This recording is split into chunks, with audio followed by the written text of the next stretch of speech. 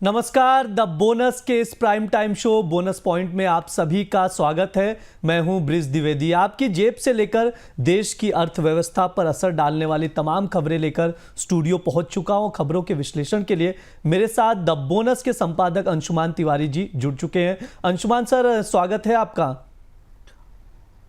धन्यवाद, आप सबका स्वागत है।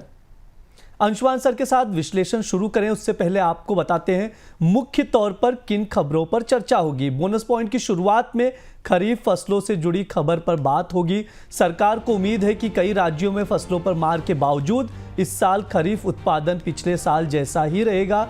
इसके बाद रेल यात्रियों को राहत देने वाली खबर का विश्लेषण होगा। अक्टूबर से ऐसी व्यवस्था लागू हो रही है जिसके तहत रिजर्वेशन खुलने के 15 मिनट तक सिर्फ वही यूजर्स टिकट बुकिंग करा सकेंगे जिनका IRCTC खाता आधार से लिंक होगा।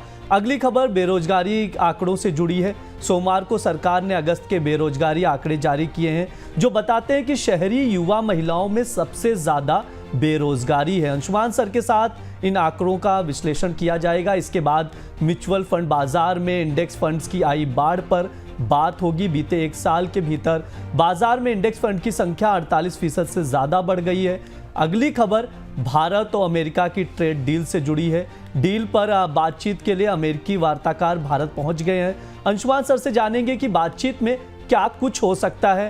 अंत में चीन और अमेरिका के बीच टिकटॉक को लेकर हुई डील पर बात होगी। इस डील के बाद अमेरिका में टिकटॉक के बंद होने की आशंका खत्म हो गई है और जल्द ही ट्रंप और शी जिनपिंग के बीच बात हो सकती है। अब चलते हैं सबसे पहले अपने पहली खबर की ओर जिस पर खरीफ की फसलों पर बातचीत की जाएगी। भारी बरसात की वजह से देश के कई राज्यों में खरीफ फसलों पर मार के बावजूद सरकार को उम्मीद है कि खरीफ उत्पादन में कमी नहीं होगी। केंद्रीय कृषि सचिव देवेश चतुर्वेदी का कहना है कि इस साल खरीफ उत्पादन पिछले साल जैसा रह सकता है क्योंकि इस साल खरीफ की खेती में बढ़ोतरी देखने को मिली है। इस साल खरीफ का रकबा पिछले साल के मुकाबले करीब 15 लाख हेक्टर बढ़कर 1110 लाख हेक्टर के पार पहुंचा है। बोनस पॉइंट में हम लगातार कह भी रहे हैं कि खरीफ की फसल पर अत्यधिक बरसात का असर होगा। अब इसमें कृषि सचिव का बयान भी आया है। इस बयान को कैसे समझा जाए सर, इसको थोड़ा सा समझाइए आप। ब्रज, हम लोग लगातार बोनस पॉइंट में जब से मानसून अर्ली मानसून का अराइवल हुआ और उसके बाद जो जुलाई और अगस्त में, खासतौर से अगस्त और सितंबर में जो बाढ़ की स्थिति बनी उसके बाद बराबर हम इस बात के लिए चेता रहे हैं कि खरीफ का उत्पादन लगभग वैसा नहीं होने वाला है जिसकी उम्मीद की जा रही थी। कृषि सचिव का बयान कई अर्थों में पढ़ा जा सकता है, बिटवीन द लाइन्स इसे समझने की कोशिश करते हैं। कृषि सचिव का कहना है कि उत्पादन पिछले साल जैसा ही रहेगा, यानी अतिरिक्त या ज़्यादा उत्पादन होने की संभावना नहीं है। जबकि जब सोइंग का डेटा हमारे पास आया था, जो शुरुआत में बुवाई दिखी थी, उससे उम्मीद थी कि अच्छे उत्पादन की संभावना है। लेकिन सबसे ज़्यादा निगाहें और सबसे ज़्यादा उत्सुकता पैडी के डेटा को लेकर है, धान को लेकर है, क्योंकि पंजाब में एक बड़े हिस्से में धान की फसल बर्बाद हुई है। पंजाब का नुकसान क्या पूर्व के राज्यों से पूरा हो पाएगा, क्या झारखंड और उड़ीसा से उतना पैडी आएगा जितनी उम्मीद की जा रही थी, ये देखना करीब से ज़रूरी होगा। इसके अलावा तिलहन और दलहन दोनों की बुवाई कम रही है, इसलिए इन पर दबाव रहेगा। और इसलिए इस आंकड़े को अभी एडवांस एस्टीमेट आने वाले हैं एग्रीकल्चर डिपार्टमेंट के, जहां से हमें पता चलेगा कि फसल के उत्पादन की क्या परिस्थिति बन रही है। लेकिन कृषि सचिव का बयान इस संभावना को थोड़ा सीमित करता है कि उत्पादन पिछले साल से ज़्यादा हो सकता है, भले ही बुवाई ज़्यादा हुई हो। बाजार इसे खासतौर से कृषि उत्पादों का बाजार इसे अपनी तरह से समझने की कोशिश करेगा। हमने महंगाई में ताज़ा आंकड़ों में कल ही थोड़ी सी खाद्य महंगाई में बढ़ोतरी देखी है, तो अगर एडवांस एस्टीमेट के हिसाब से जाएं और कृषि उत्पादन में पिछले साल के बराबर रहने के संकेत आते हैं तो फिर हमें दलहन और तिलहन की कीमतों में महंगाई या तेजी का दबाव बनता दिखेगा। जी बिल्कुल। अब अगली खबर की ओर चलते हैं जो कि रेलवे टिकट से जुड़ा हुआ है। बहुत बड़ी अपडेट है। रेलवे रिजर्वेशन टिकट के लिए अक्टूबर से नया बदलाव लागू हो रहा है। रिजर्वेशन शुरू होने के पहले 15 मिनट तक IRCTC वेबसाइट से सिर्फ उन्हीं यूजर्स को टिकट बुकिंग की अनुमति होगी जिनकी IRCTC ID आधार से लिंक होगी। अभी तक सिर्फ तत्काल बुकिंग के लिए ही आधार सत्यापन जरूरी है। सर, इस फैसले के जरिए क्या कुछ बदलाव होने जा रहा है सर? रेलवे की लगातार एक कोशिश है कि जो वास्तविक यात्री है वही टिकट ले सके। रेलवे में टाउट्स का, दलालों का, एजेंट्स का एक बड़ी चुनौती और कई साल पुरानी चुनौती है। ये जो टाइम विंडो है जिसका जिक्र आपने किया कि रिजर्वेशन खुलने से 15 मिनट पहले, वो सबसे क्रूशियल टाइम विंडो होती है। सरकार के पास अब पर्याप्त डेटा है, आईआरसीटीसी के पास इसका ह्यूज डेटा है कि इस विंडो में, इस समय में अधिकांश टिकट्स बुक कराए जाते हैं ट्रैवल एजेंट्स की तरफ से जबकि सामान्य लोगों को इस विंडो में टिकट नहीं मिलते क्योंकि सीटें बुक कराकर ब्लॉक कर दी जाती हैं और बाद में फिर सीटें नहीं मिलती हैं। तो ये बहुत बड़ा बदलाव है, ये बड़ा परिवर्तन है कि 15 मिनट पहले सिर्फ वही लोग कर पाएंगे जो कि अब जिनके पास आधार का सत्यापन होगा और जो आईआरसीटी की साइट से लिंक होंगे। इसमें जो सीट ग्रैब होता है, जो सीटों को जल्दी से जल्दी हासिल करने ना, क्योंकि भारतीय रेलवे हमेशा कैपेसिटी कंस्ट्रेंट से, सप्लाई की कमी से जूझती है, उतनी सीट्स नहीं होती जितने यात्री होते हैं। तो ये जो 15 मिनट पहले बहुत सारी सीटें अलग अलग ट्रेनों में बटोर ली जाती थी, उस पर जरूर रोक लगेगी, इस बात की संभावना है। अब चलते अपनी अगली खबर की ओर। प्राइवेट अस्पतालों, नर्सिंग होम के संगठन AHPI ने health insurance company star health से कहा है कि वो अपनी बेसिक कैशलेस हेल्थ सर्विस को तुरंत बहाल करें। रिपोर्ट के मुताबिक कई अस्पतालों ने कहा है कि उनके यहाँ स्टार हेल्थ की सर्विसेज में रुकावट आ रही है, जिस वजह से अस्पताल में उपचार कराने आए लोगों को दिक्कतों का सामना करना पड़ रहा है। दूसरी तरफ स्टार हेल्थ का बयान भी आया, उनका कहना है कि उनके नेटवर्क पर कैशलेस सर्विस बंद करने का कोई मामला नहीं मिला है। सर, ऐसे में सवाल ये उठता है कि अस्पतालों, बीमा कंपनियों के बीच विवाद का हल क्यों नहीं निकला है? कि 3 हफ्ते लगभग होने आ रहे हैं इस घटनाक्रम को, जो सरकार की और रेगुलेटर्स की निगाह में है कि अस्पतालों ने बीमा कंपनियों से टकराव शुरू किया और उसके बाद कैशलेस भुगतान बंद हो गए। अब ये स्थिति यहाँ इस लेवल पर पहुंच गई है कि बहुत सारे अस्पतालों को सेवाओं में डिसरप्शन देखना पड़ रहा है। जो लोग अस्पताल में पहले से भर्ती हैं उनके साथ विवाद हो रहे हैं, झगड़े हो रहे हैं क्योंकि उन्हें कैशलेस सुविधा नहीं मिल रही है। विवाद ये था कि बीमा कंपनियां अपने हिसाब से प्रीमियम बढ़ाती थी, अस्पतालों की दर के हिसाब से उनका कोई तालमेल नहीं था। अस्पतालों का कहना था कि बीमा कंपनियां भुगतान करने में देरी करती हैं।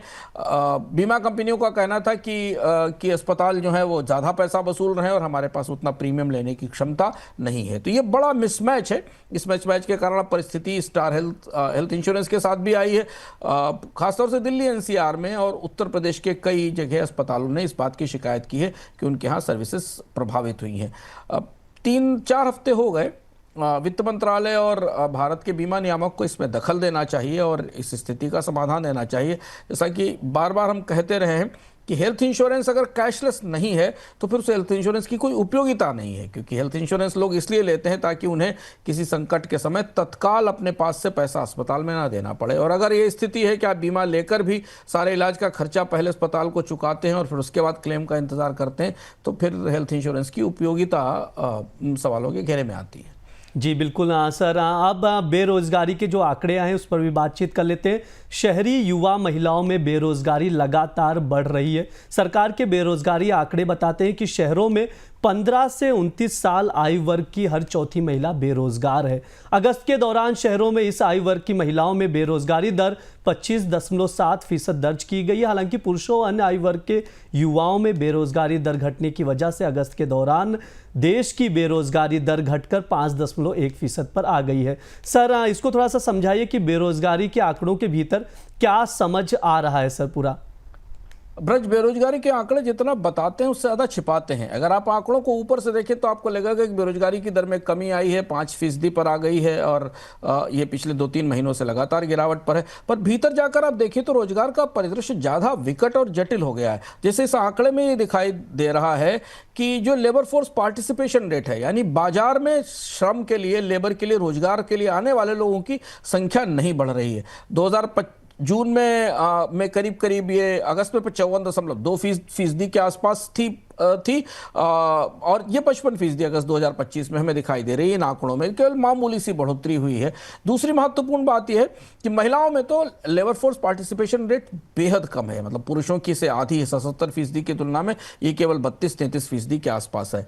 और आंकड़ों को भीतर से ड्रिल करें तो रूरल एरिया में, ग्रामीण इलाकों में बेरोजगारी की दर कम होती दिखाई दी, जिसका एक स्वाभाविक कारण है क्योंकि फसल की बुवाई का समय चल रहा था खरीफ का। तो इनमें अगस्त के महीनों में उस बुवाई का और फसल के के काम के कारण डिमांड दिखाई दी है। लेकिन शहरी इलाकों में बेरोजगारी की दर 6.2%, हालांकि पिछले बार से इससे थोड़ी कम दिख रही है, पिछली बार 7% से ऊपर थी। तो दो बड़े ट्रेंड इसमें दिख रहे हैं। एक तो ये कि ग्रामीण इलाकों में बुवाई खत्म होने के बाद रोजगारों में की बेरोजगारी की दर अगले महीनों में बढ़ने की संभावना है, और दूसरी बड़ी चीज है कि लेबर फोर्स पार्टिसिपेशन रेट नहीं बढ़ रहा है, लोग काम मांगने के लिए आगे नहीं आ रहे हैं, जो इस बात का संकेत है कि बाजार में पर्याप्त अवसर उपलब्ध नहीं है। जी, अगली खबर म्यूचुअल फंड से जुड़ी हुई है। म्यूचुअल फंड कंपनियों की तरफ से नए इंडेक्स फंड को लॉन्च करने की संख्या तेजी से बढ़ रही है। बीते एक साल के दौरान इंडेक्स फंड की स्कीमों की संख्या में 48% की बढ़ोतरी हुई। कुल स्कीमें 230 से बढ़कर 341 हो गई हैं, जो किसी भी कैटेगरी में सबसे ज्यादा स्कीमें हैं। इन फंड्स के लिए संस्थागत निवेशकों की मांग में बढ़ोतरी देखने को मिली है, जिस वजह से म्यूचुअल फंड कंपनियां इस तरह की ज्यादा स्कीमें लॉन्च कर रही हैं। सर, इसको हम आपसे समझना चाहेंगे कि इंडेक्स फंड्स के इतना ज़्यादा संख्या में लॉन्च करने की वजह क्या है, और साथ ही सर ये भी समझाइए कि इनका प्रदर्शन कैसा रहा है अब तक। इंडेक्स फंड की संख्या बढ़ना भारत के म्यूचुअल फंड बाजार में एक बड़ा शिफ्ट है, उसे गहराई से समझने की जरूरत है। अगर आप म्यूचुअल फंड निवेशक हैं तो भी आपके लिए देखना जरूरी है कि आपके पोर्टफोलियो में कितने इंडेक्स फंड हैं, और अगर नहीं है तो इसे और जानना समझना जरूरी है। आमतौर पर भारतीय बाजार जब शुरुआत से म्यूचुअल फंड बाजार शुरू हुआ था तो वो एक्टिव फंड से डोमिनेट माना जाता है, और एक्टिव फंड का डोमिनेशन भी है। ज्यादातर वो फंड सक्रिय हैं जहां पर कोई फंड मैनेजर आपके निवेश के मामलों में फैसला करता है। और अगर आप जो ताजे आंकड़े AUM के आए हैं एमफी से, उनमें देखें तो आपको ये दिखाई देगा कि जो इनडायरेक्ट या फंड हैं या पैसिव फंड हैं, जिनमें कि इंडेक्स फंड आते हैं और ETF आते हैं, उनका हिस्सा कुल AUM में केवल 17% है। यानी हर 100 रुपए का जो निवेश आता है म्यूचुअल फंड में, उनमें से केवल 17% हिस्सा ही इंडेक्स फंड में जाता है। लेकिन पिछले एक साल के दौरान भारत में इंडेक्स फंड की संख्या 48% बढ़ी है। बड़ा नंबर है, 341 के आसपास फंड्स हो गए जो 230 के आसपास थे। तो ये बढ़ोतरी हमें बता रही है कि इंडेक्स फंड अब वापस लौटकर लोगों के बीच में, निवेशकों के बीच में लोकप्रिय हो रहे हैं, और इसकी कई महत्वपूर्ण वजह हैं। सबसे पहली वजह यह है कि इंडेक्स फंड को चलाने का खर्च बहुत कम है, एक्सपेंस रेशियो बहुत कम है, 1% से भी नीचे, इसलिए ये एक्टिव फंड की तुलना में बेहद किफायती होते हैं। दूसरी बड़ी बात यह कि पिछले कुछ वर्ष में और कुछ महीनों में एक्टिव फंड्स पे एक तो भरोसा लोगों का टूटा है, कई जगह फ्रंट रनिंग के, फंड मैनेजर्स के व्यवहार के और उनकी पारदर्शिता के सवाल आए हैं।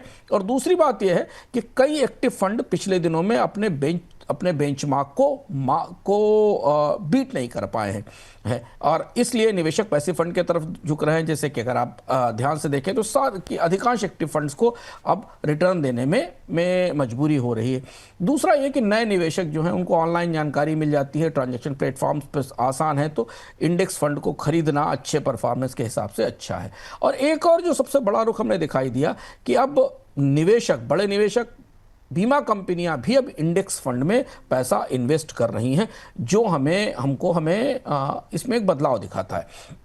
ध्यान से अगर आप देखें तो भारत के टॉप इंडेक्स फंड ने पिछले 3 वर्षों में 13 से 21% के आसपास का सालाना रिटर्न दिया है। इसमें कुछ मिड कैप हैं और कुछ सेक्टोरल फंड हैं जिनका रिटर्न पहले से ज़्यादा है। UTI निफ्टी 50, HDFC निफ्टी 50 जैसे फंड्स ने का 5 साल का CAGR अच्छा है, 13% के आसपास है, और इनमें ट्रैकिंग एरर भी कम है।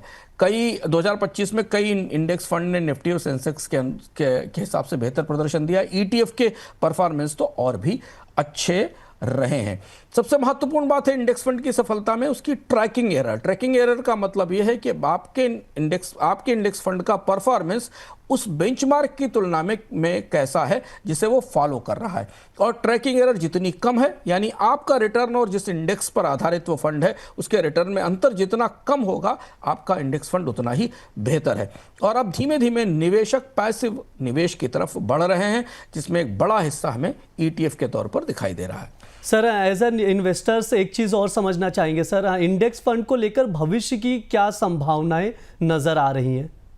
जो ग्रोथ में दिख रही है ब्रिज 48% की, ऐसा लगता है म्यूचुअल फंड इंडस्ट्री के लोगों से हमारी जो बात होती है कि आने वाले दिनों में सेक्टोरल, थीमेटिक और ग्लोबल थीम्स पर आधारित इंडेक्स फंड लॉन्च होंगे, रादर एक्टिव फंड लॉन्च होंगे, क्योंकि इसमें लागत भी कम है और ट्रैकिंग एरर को और ज़्यादा ठीक करने की कोशिश रहेगी। संस्थागत निवेश भी इसमें आएगा, क्योंकि इंडेक्स फंड अब मुख्य धारा की पोर्टफोलियो की स्ट्रेटजी बनेंगे। और रिटेल निवेशकों की एसआईपी में भी बढ़ोतरी होगी, क्योंकि भारतीय शेयर बाजार में तेज उतार चढ़ाव है, परफॉर्मेंस अच्छा नहीं है। इसलिए भी लोग अब एक्टिव फंड मैनेजरों के विवेक पर, उनके कॉन्शियस पर भरोसा करने के बजाय पैसिव सिस्टम में, पैसिव निवेश पर भरोसा करते दिखाई देंगे। इसलिए इस एयूएम के आंकड़े का हमने शुरुआत में जिक्र किया, हालांकि वो 17% ही है, अभी 100 रुपए में 17 रुपए जाते हैं, लेकिन जो बाजार का रुख हमें दिख रहा है कि अगले एक साल में आपको भारत में कुल एयूएम में इंडेक्स फंड की हिस्सेदारी में बड़ी तेज बढ़ोतरी होती दिखाई देगी, क्योंकि हम धीमे धीमे क्रमशः जो आंकड़े हर महीने आते हैं उसमें हम एक्टिव फंड्स की हिस्सेदारी एयूएम में अब घटती हुई देख रहे हैं। अब चलिए अगली खबर की ओर चलते हैं। सागरों महासागरों में ओवर फिशिंग पर लगाम लगाने के लिए डब्ल्यूटीओ के सदस्य देशों के बीच हुआ एग्रीमेंट सोमवार से दुनिया भर में लागू हो गया है। इस एग्रीमेंट का मकसद ओवर फिशिंग पर लगाम लगाकर पर्यावरण को बचाना है। इस एग्रीमेंट के लागू होने के बाद डब्ल्यूटीओ सदस्य देशों को अपने यहाँ फिशिंग पर दी जाने वाली सब्सिडी पर लगाम लगानी होगी। ऐसे में सर सवाल ये उठता है कि ओवर फिशिंग के इस नियम से सबसे ज्यादा चुनौती किसे मिलेगी? डब्ल्यूटीओ भी जिंदा है। इस खबर से ये पता चला कि कुछ है, डब्ल्यूटीओ कहीं मौजूद है इस टैरिफ की पूरी व्यवस्था में। ये समझौता लंबित था लंबे समय से, और कई देशों के दबाव पर इसे, और कई डब्ल्यूटीओ में इस पर लंबी बहस चली है दुनिया के देशों के बीच, लेकिन अब इसका फॉर्मल रेटिफिकेशन हो गया है।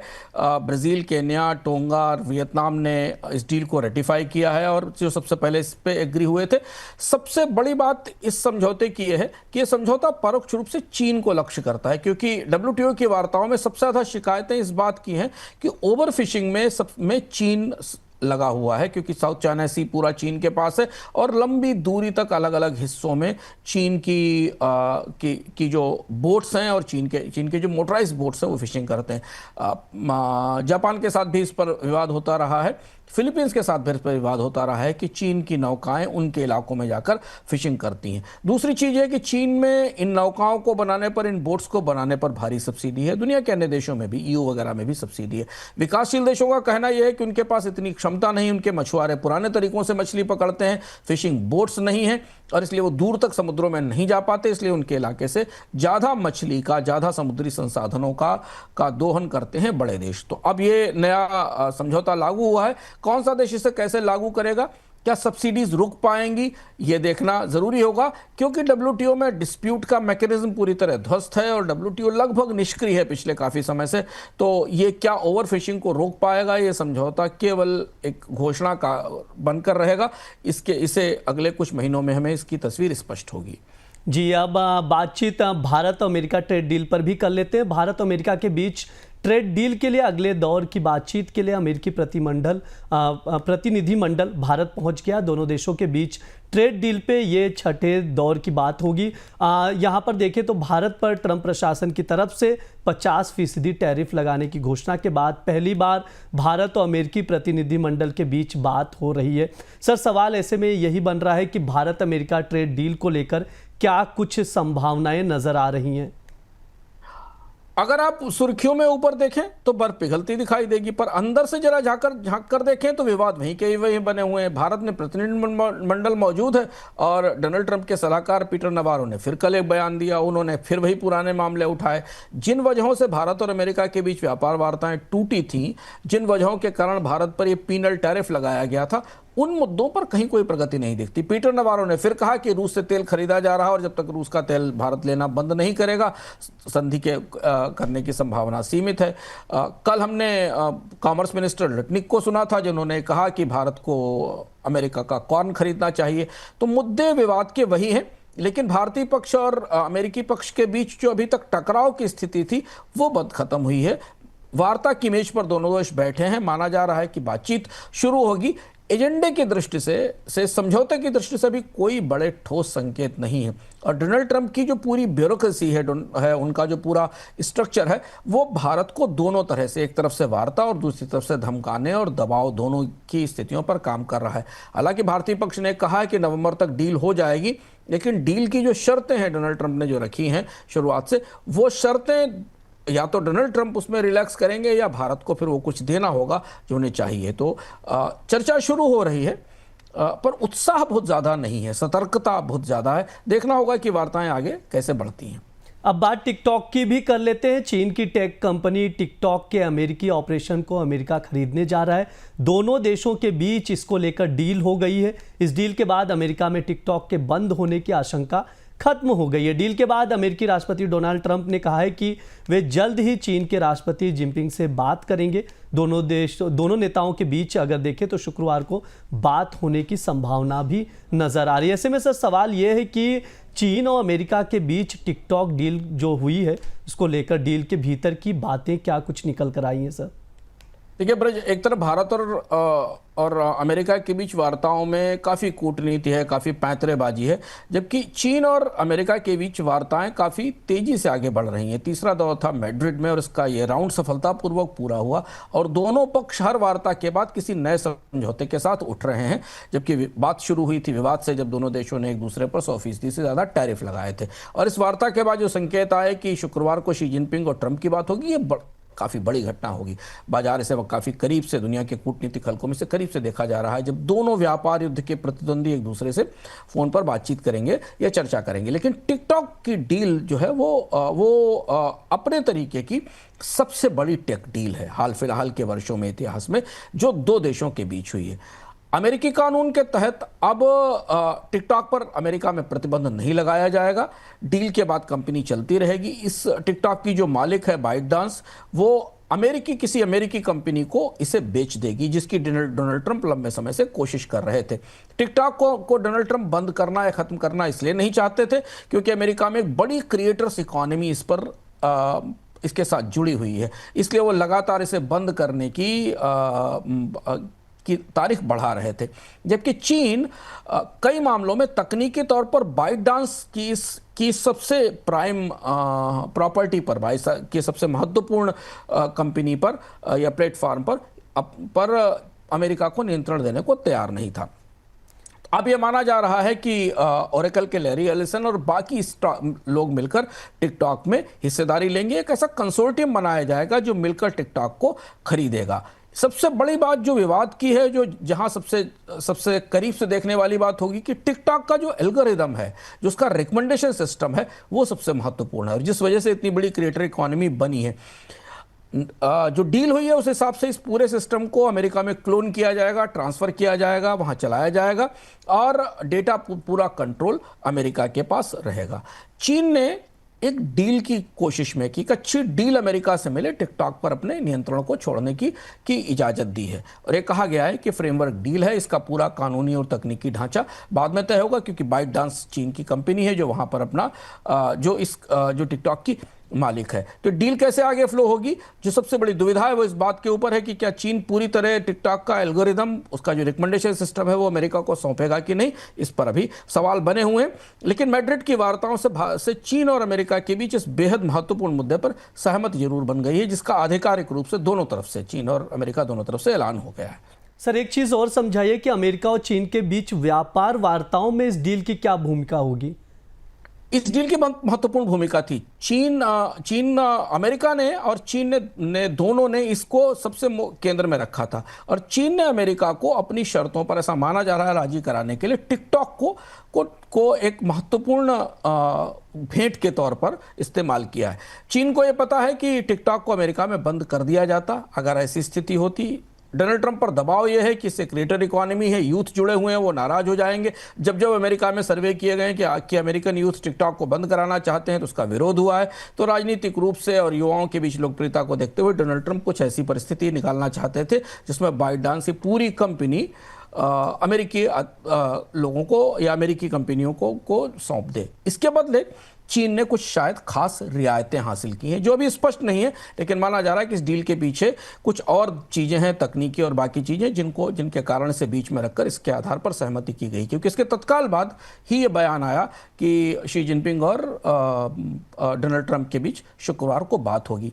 यानी वार्ताओं के अगले दौर से पहले एक बातचीत होने की संभावना है। जैसे हम बताते रहे हैं कि अगले महीने कोरिया में पेक की मीटिंग है और उस बैठक में डोनाल्ड ट्रंप भी जाएंगे, शी जिनपिंग भी जाएंगे। इस बात की संभावना है कि अगर ये शुक्रवार की बातचीत ठीक ठाक रही और कुछ और बड़ी संधियों का मसौदा तैयार हुआ तो दोनों देश मिलकर वहां मुलाकात भी करेंगे और चीन और अमेरिका के बीच, जो कि बेहद बड़ा घटनाक्रम है ट्रेड के हिसाब से, किसी डील की, किसी संधि की घोषणा हो सकती है।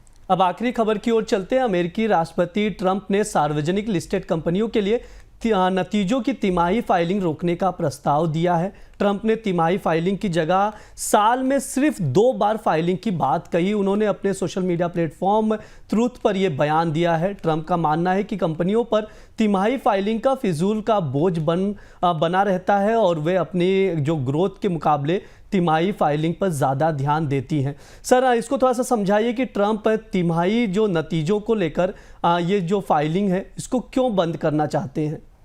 डोनाल्ड ट्रंप शुरुआत से कह रहे हैं, अपने चुनाव प्रचार के दौरान भी उन्होंने कहा था कि जो क्वार्टरली रिजल्ट आते हैं इस व्यवस्था को खत्म कर दिया जाए। 1970 से अमेरिका में व्यवस्था चल रही है। सिक्योरिटी एक्सचेंज कमीशन हर लिस्टेड कंपनी के लिए क्वार्टरली आधार पर रिजल्ट्स को सार्वजनिक करने की शर्त रखता है।